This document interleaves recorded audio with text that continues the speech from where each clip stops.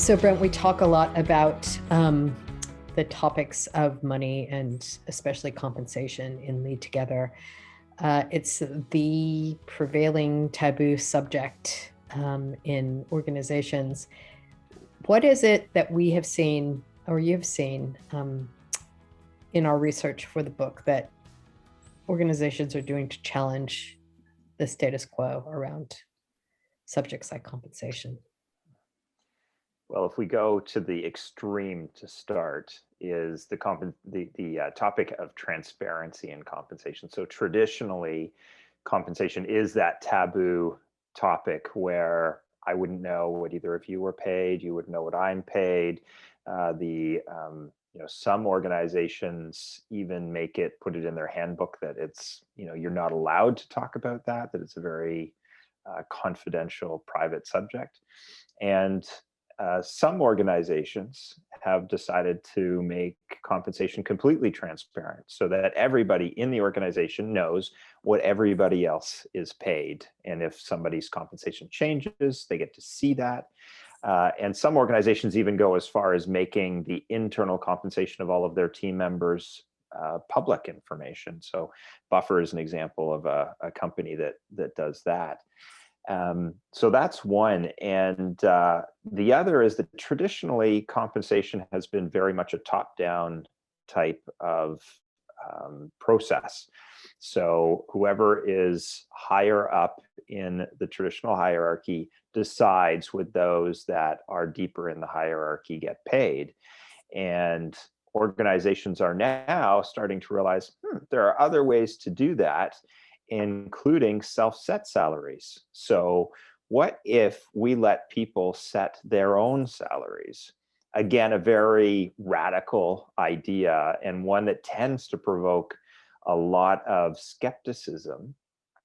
But I think what we've learned in a lot of our conversations and the work that we've done is when you provide good scaffolding up front, that those processes can be very healthy. And in fact, I know in one of the companies that we profile in the book, they talk about how they actually think that people probably pay themselves less than the organization would otherwise have paid if they were using a traditional system. So those are just two examples of some pretty radical ideas.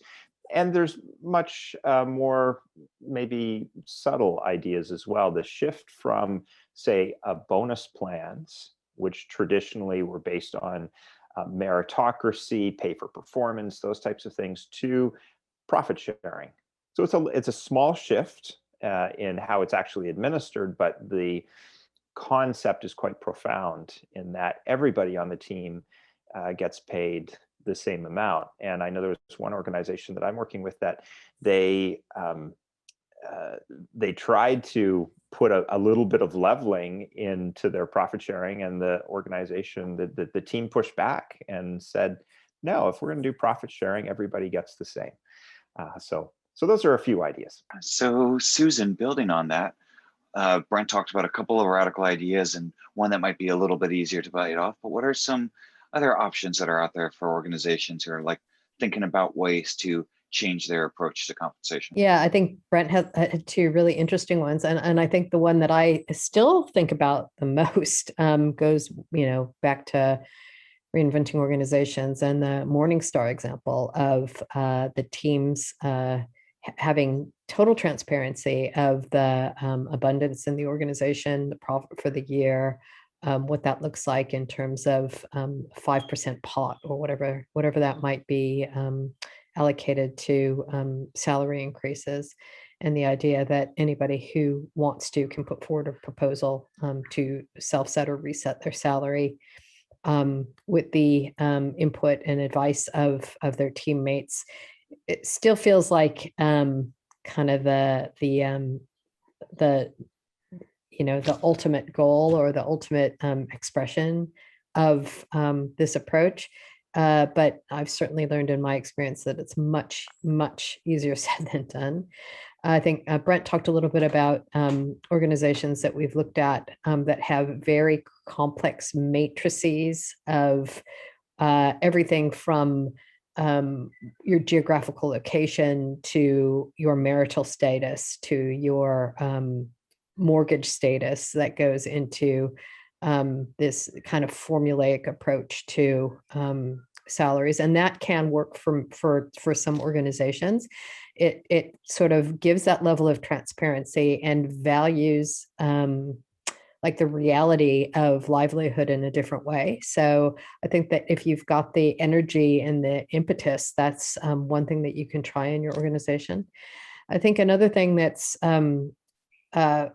interesting and leveraging off what Brent was sharing about having the appropriate scaffolding is, for example, there are a lot of things that a group of people can do, like I guess like in a task force or a working group around comp, to set up things that can make it easier for people to propose their own salary, like benchmarking roles against industry standards and providing that information. Providing some sort of training on basic financial literacy, right? I think that a lot of these things assume and probably should require a level of being able to understand the P&L, understand the impact of your request or your needs on the system. So I think that having a more transparent and more dynamic compensation invitation in your organization can also up-level the overall financial literacy of the whole team. To add to that too, I think, just providing some support tools like coaches or some pre-recorded videos, some templates, different things like that, I think for those of us that work in the space, we're used to having conversations about compensation. It's part of the work that we do. A lot of people, this isn't really what they don't have much experience in this space, and sometimes we overestimate the experience and exposure that people have had. Yeah, thanks for reminding me of that, Brent. It's like, as coaches and consultants, we basically are setting our own salary all the time, right? And I think I hadn't really thought about that in that way for a while. So thanks for bringing that up.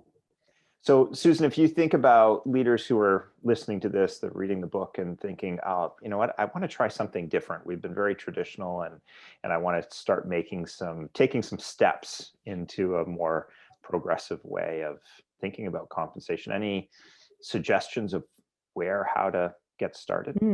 I mean, I think I double down on what I said before about providing coaching training on financial literacy.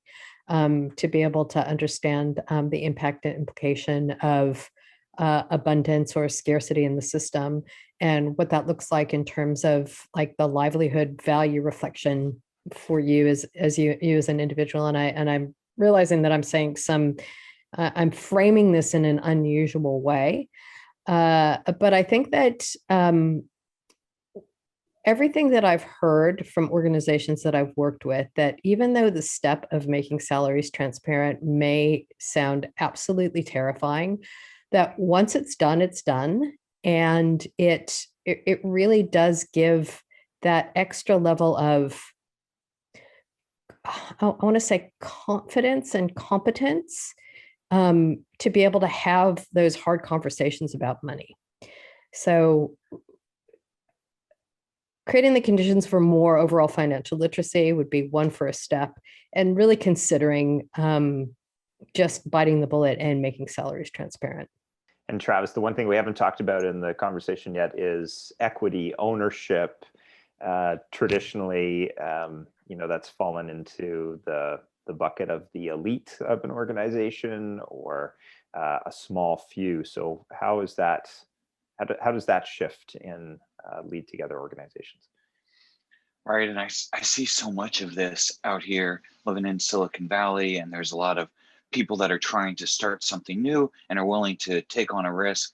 We talk so much about the difference between predict and control and sense and respond, right? In predict and control world, most pieces of equity are set up where we say, we're going to slice off this chunk of the pie for this person, you get 10%, and now we expect you to do 10% of the work. But that's never actually how it works out. Nobody ever knows what contribution they're going to have. So equity should reflect some of the risk that people are taking, like the salary that they're foregoing, the money that they put in. We don't have enough time to dive into it in depth here, but Mike Moyer's Slicing Pie does this phenomenal model for showing and calculating the at-risk stake you have, whether you put cash in the business, whether you brought contacts in that results in that first sale, until you get to that profitable piece, can be a great way to spread the other pie. And a lot of organizations find that it helps them grow quicker because there's more people that are invested in it. And there's also other interesting things around ownership with co-ops and other things that seem to be gaining more steam. And I'll just leave it here for now and say, if you're looking at compensation, include the equity as you're thinking more radically. Needless to say, it's this shift from, one person or a small group to how is the organization owned, at least in part, by all of those who are contributing to the organization on a daily basis. Yeah, nice. The one warning that I'd just give here is that if you're looking at equity from the perspective of sweat, especially if you are in bootstrapping or building mode, it's just to make sure that you keep your commitments, right? There's nothing more demoralizing than getting to that point of abundance or profit, and all of those conversations are forgotten, and you're just on to the next thing. So that would just be, I've seen that more than once, where in that rush to build something, in that rush and that joint effort to move towards profitability, we can make all kinds of commitments and promises to each other. But if we don't follow through, then it doesn't really mean anything.